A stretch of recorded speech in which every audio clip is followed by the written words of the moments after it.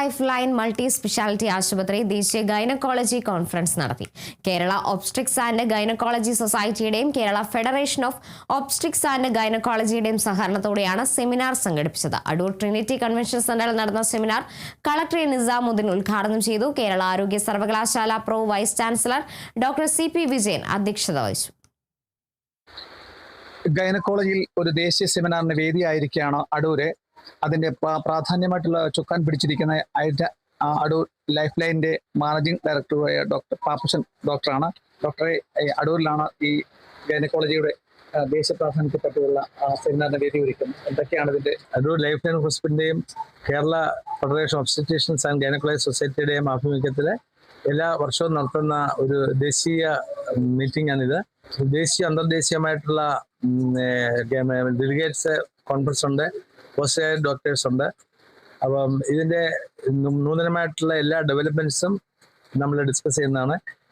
ഇതിനെ നമ്മളെ ഇനാഗുറേഷൻ ചെയ്യുന്നതിനായിട്ട് നമ്മുടെ Kerala medical university pro BC Vijayan sir എൻ്റെ ഒപ്പം ഉണ്ട്. ഇവിടെ ഫീറ്റോ ലൈഫ് എന്ന് പറയും, അതായത് കുട്ടി ജനിക്കുന്നതിന് മുമ്പ് കൺസെപ്ഷൻ മുതൽ ജനനം വരെയുള്ള സമയത്തെ കുട്ടിയുടെ ആരോഗ്യം എങ്ങനെ സംരക്ഷിക്കാം എന്നുള്ളതിനെ കുറിച്ചുള്ള ചർച്ചകളും പേപ്പറുകളും ഒക്കെയാണ് ഇവിടെ നടക്കുന്നത്. ഈ ഒരു ബ്രാഞ്ചിന്റെ പ്രാധാന്യം നമുക്ക് എടുത്തു പറയേണ്ടതാണ്. കാര്യം നമ്മളിവിടെ ഇപ്പോഴ് ജനന നിരക്ക് കുറയുന്നു, അതുപോലെ കുട്ടികളെ ജനിപ്പിക്കാനുള്ള ആളുകളുടെ കഴിവും കുറഞ്ഞുകൊണ്ട് വരികയാണ്. എന്നാൽ 2047 ആകുമ്പോൾ ഭാരതം ലോകത്തിന്റെ നെറുകയിൽ എത്തണം എന്നുള്ളതാണ് നമ്മുടെ പ്രധാനമന്ത്രിയുടെയും നമ്മുടെ ഇന്നത്തെ ഭാരതത്തിന്റെയും എല്ലാം ആത്യന്തികമായ ലക്ഷ്യം.